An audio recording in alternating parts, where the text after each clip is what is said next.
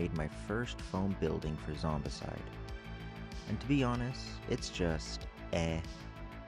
This building turned out to be a test building, so to speak. There are lots of techniques I thought would work, but they just didn't pan out too well in the end. But nonetheless, I kept going. I still want to share my mistakes so others can save time if they do decide to make a building. After mapping out what kind of building I was envisioning, I took some measurements and transferred them over to the foam board.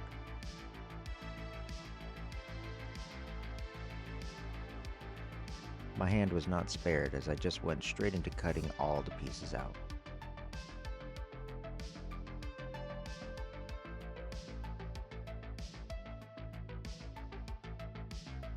I wanted to try the walls being beveled, so I tried to use my hobby knife, but it wasn't turning out how I wanted.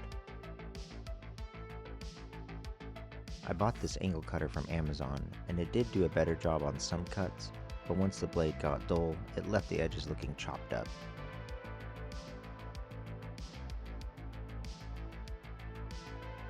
I still used it a little bit, but I wouldn't recommend it 100%. The next thing I did was prepare the walls for texturing and gluing by removing the paper.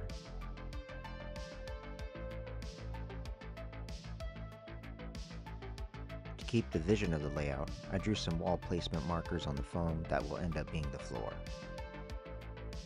I imagined the first floor being a pop-up shop with bathrooms and a bag storage area. I wanted this area to have a carpet texture, so I took a bristly brush and scraped it in one direction. I also wanted there to be 2 bathrooms with tiling, so I added that texture. The last area was going to be a concrete storage area, so I used the tinfoil ball method. Next was onto the inner walls, so I worked my carpal tunnel, magic, to remove the paper. I added more tile texture to the bathroom walls and glued them on. I did the rest with the other inner walls as well.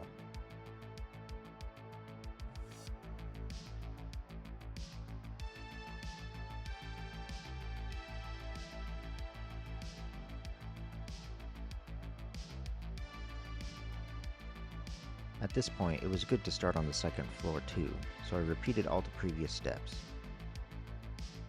I wanted this to be a small apartment. I did cheat a little bit by using wood floor texture roller, but I couldn't resist that it was only $5 on Etsy.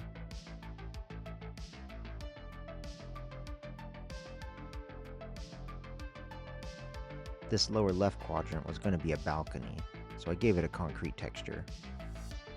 I also glued the inner walls for the second floor.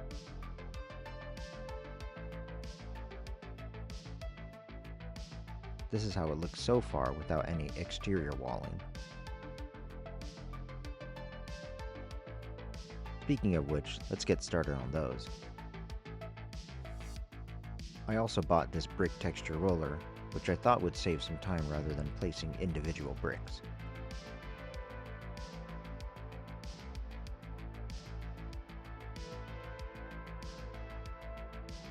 I painted the walls gray at first, but I probably didn't have to since I ended up painting the walls red anyways.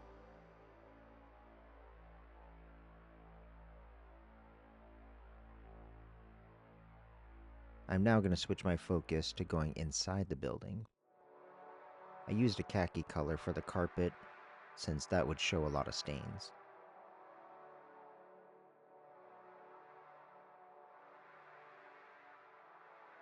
The storage room will get just a basic gray color, and the bathroom will be a classic black and white tile.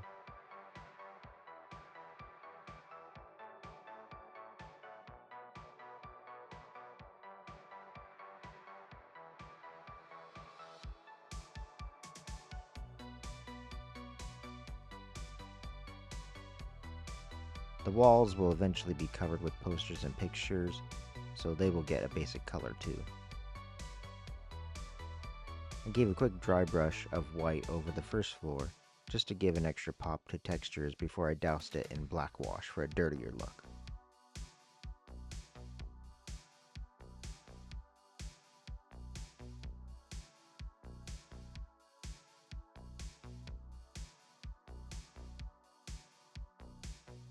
For the second floor, I pretty much did the same thing, so I'll speed things up here.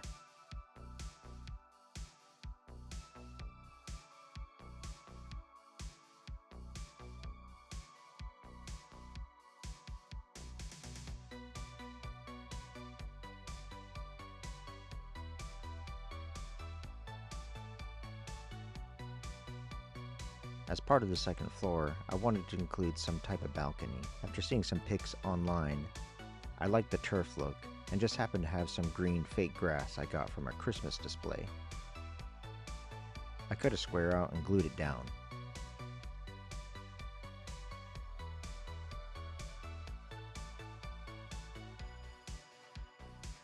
UV resin did not work well, so I ended up hot gluing it. I also like the outside wood plank look as an accent wall, and since I had some extra sticks, I decided to just go for it.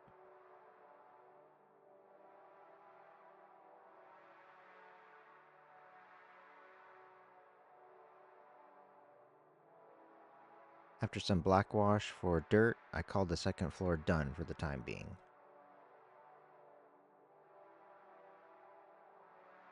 After this point is when I started experimenting too much, and some, maybe a lot of mistakes were made, starting with adding the outside walls before cutting them into the first and second floor walls.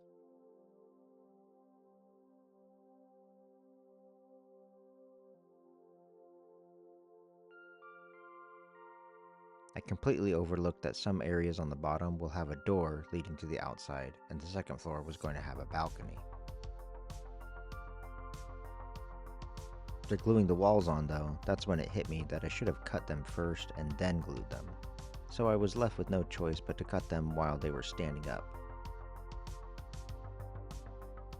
I also had to play Frankenstein with some of the walls by adding some back in.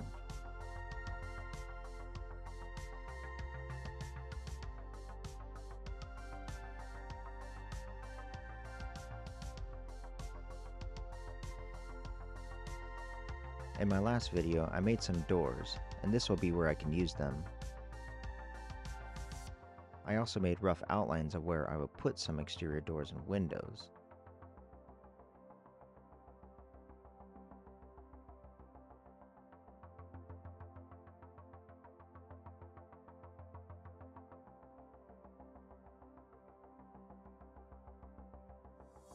Once those were cut out, I painted the insides red. Here comes another mistake though. I didn't measure the height and placement of each window, so I had to move this one over a little bit. No worries though, as this is nothing a little glue can't cover up, right?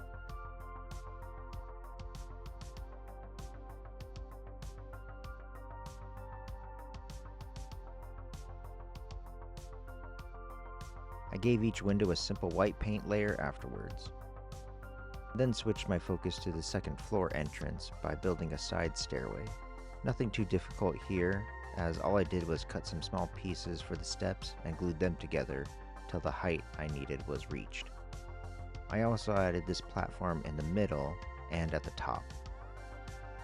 I glued the stairs on directly to the wall and then cut some balsa wood pillars to put underneath to act as supports.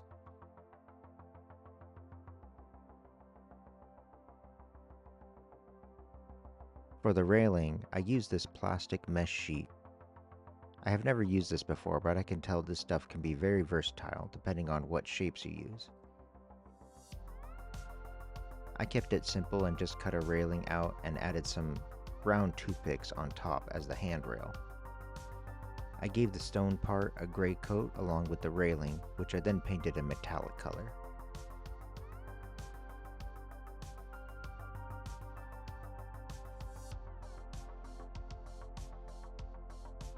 Nearing the end and working my way up, I started on the roof.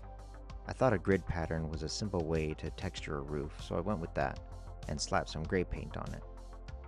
Lots of gray paint on this building.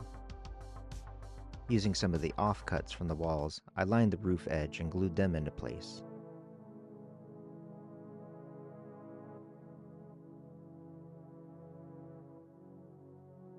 I also lined the edge with the sticky EVA foam strips. I also painted them, you guessed it, gray. I'm noticing a pattern now.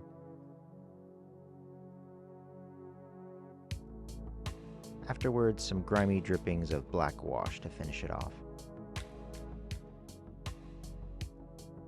I then had small things to fix, like adding supports for the roof on the balcony, which I didn't think about the door being right below it and how that would make it look.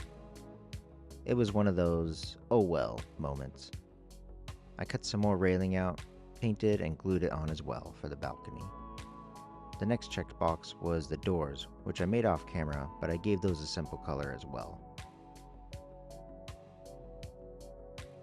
I thickened up the doorways and did a lot of last minute painting for the roof supports, the roof lining, the doorways,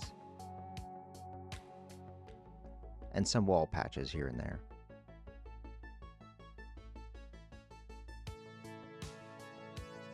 Super near the end, I gave the whole thing a topping of black wash.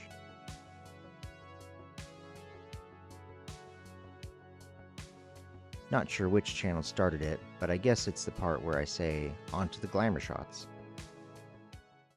Like I said before, this building is one that I would consider to be a test run. I learned a lot from what to do next time and what to completely change. It's still playable, but it's not nearly as awe-inspiring as I've seen some other channels make.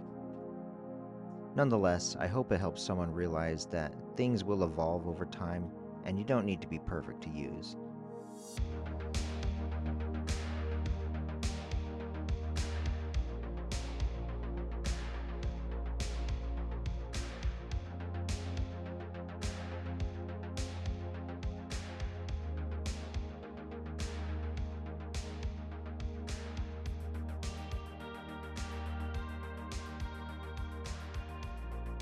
Thanks for sticking around if you made it this far, and maybe you might consider subscribing. Until next time, stay alive and keep crafting, survivors.